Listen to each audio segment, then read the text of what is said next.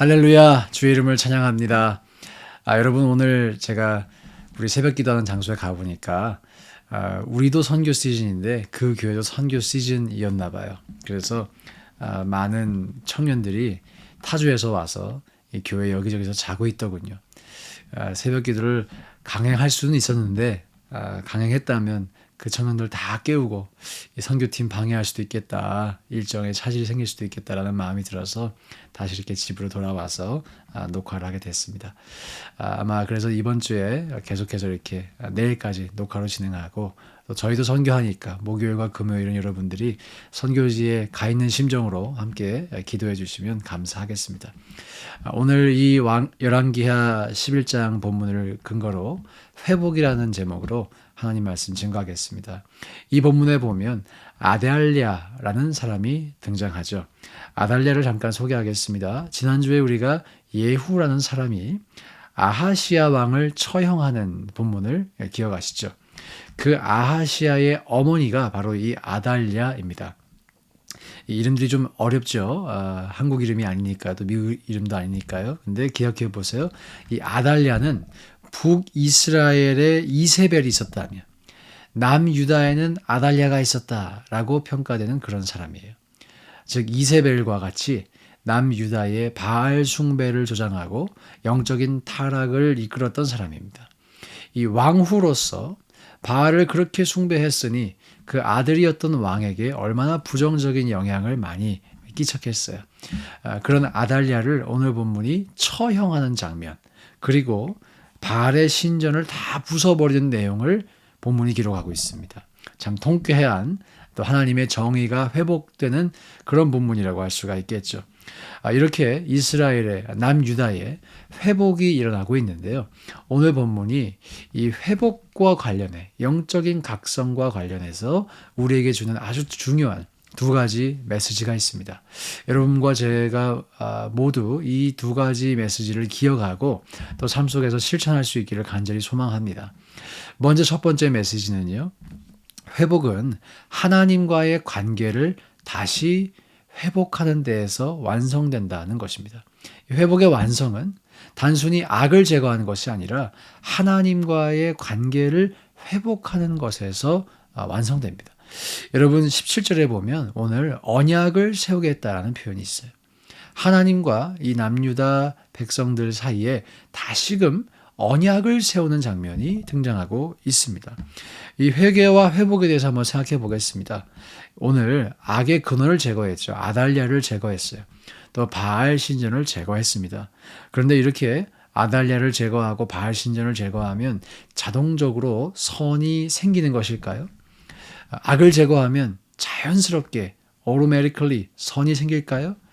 토마스 아퀴나스와 어거스틴이 악의 존재에 대해서 이렇게 정의했습니다. 한번 귀 기울여서 들어주세요. 악이라는 것은 선의 부재이다. 악은 하나님의 부재이다. 즉 하나님이 없으면 악이 생기고 하나님이 있으면 악이 존재하지 않는다는 것이에요.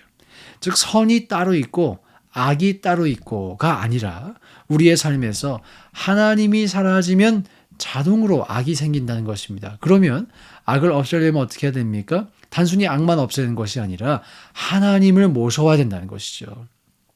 이 설명은 기독교 정통 신학의 기초를 놓았습니다.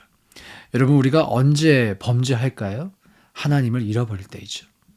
아담과 하와가 언제 범죄합니까? 하나님이 주신 말씀을 잃어버릴 때 범죄합니다. 또 우리가 반대로 언제 승리합니까? 하나님이 있을 때 승리하죠.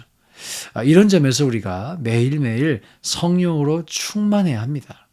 성령 충만해야 하는 이유, 내가 성령을 모시고 있으면 자동으로 승리하고 성령을 잃어버리면 악이 내 안에 싹트기 때문이죠. 여러분, 우리가 이런 점에서 악의 근원을 제거한다, 악을 없앤다, 여기서 회복이 완성되지 않습니다. 악한 사람 죽이면 또 악한 사람 나타납니다. 악이 정말 사라지기 원한다면 그 빈자리로 두어서는 안 되고 하나님으로 채워야 한다라고 하는 것이죠. 그러므로 여러분의 삶 가운데 진정으로 회복이 일어나기를 원하신다면, 진정으로 회개하기를 원하신다면 단순히 죄를 안 짓겠다가 아니라 하나님을 붙잡으셔야만 합니다. 몇 주 전에 제가 설명드린 것처럼 이 율법의 완성이 있어요. 율법의 완성이 무엇이었습니까? 사랑이죠. 하나님 사랑, 이웃 사랑. 이것을 실천하면 하나님에 대해서 자동적으로 죄짓지 않습니다. 이웃을 사랑하면 이웃에 대해서 죄짓지 않습니다. 우리가 단순히 하나님에 대해 죄를 안 지어야지 할 게 아니라 사랑으로 그 자리를 채우면, 사랑으로 내 결단을 채우면 우리가 자동적으로 죄짓지 않는다는 것이죠. 오늘 우리가 진정으로 회복하기를 원하신다면, 진정으로 죄에서 멀어지시기를 원하신다면 하나님과의 관계를 회복하실 수 있기를 주님의 이름으로 축복합니다. 단순히 죄를 다시는 안 짓겠다, 이 결단만으로는 부족하다는 것이죠. 죄를 억누르는 것, 그것으로는 부족합니다. 우리가 죄에서 멀어지는 방법은 하나님을 사랑하고 이웃을 사랑하고 그 하나님과의 관계를 회복하고 이웃과의 관계를 회복할 때 죄에서 멀어질 수가 있다는 것이죠. 저와 여러분이 이 일을 행함으로 말미암아 회복을 할 수 있기를, 회복의 첫 단추를 키우실 수 있기를 주의 이름으로 축복합니다. 두 번째로 이 회복은 하나님의 절대적인 능력을 의지할 때 완성됩니다. 하나님의 절대적인 능력을 의지할 때 회복이 완성이 돼요. 오늘 본문에서 요아스라고 하는 사람이 새로운 왕이 돼요. 이제 부패한 정권이 끝납니다. 악의 정권이 끝납니다. 바알 신전이 무너졌습니다. 우상 숭배가 더 이상 있지 않고 새로운 시대가 시작이 돼요. 와우, 아주 기대가 충만하겠죠. 이제 새로운 세상이야. 새로운 시작이야. 그런데 여러분, 이 새로운 시작을 할 때 즉위한 왕의 이름이 요아스예요. 요아스. 근데 이 요아스가 몇 살의 왕이 되냐고 오늘 본문이 말하는지 아세요? 7살입니다. 7살. 7살. 이 7살은 저희 둘째 딸보다 1살 어린 나이예요. 제가 스스로 질문해 봤습니다. 이 7살보다 1살 많은 우리 둘째 딸이 만약에 미국 대통령이 되면 내가 편하게 잠을 잘 수 있을까? 저는 못할 것 같아요. 여러분 하실 수 있겠어요? 7살짜리 왕이 됐어요. 새로운 왕이 됐어요. 그러면서 새로운 시대가 시작됐다고. 이제 과거는 다 잊으라고 아주 행복한 나날이 펼쳐질 거라고. 그 말이 여러분 마음속에 다가오세요? 근데 오늘 이스라엘 백성들이 어떤 마음을 가지고 있었냐면 20절에 이렇게 기록합니다. 온 백성이 즐거워하고 온 성이 평온하더라. 온 백성이 즐거워하고 온 성이 평온하더라. 불안해하지 않았습니다. 불안해하지 않았어요. 오히려 함께 즐거워하고 평안했어요. 어떻게 이럴 수 있었을까요? 왕이 7살인 것은 중요하지 않았습니다. 그 왕 뒤에 서 있는 하나님을 바라봤기 때문이에요. 왕을 바라본 것이 아니라 하나님을 바라봤기 때문이에요. 우린 자주 종종 사람의 능력을 봅니다. 경력을 보고 학력을 보죠. 그래서 그 사람이 이렇다 저렇다 스스로 결론 낼 때가 참 많습니다.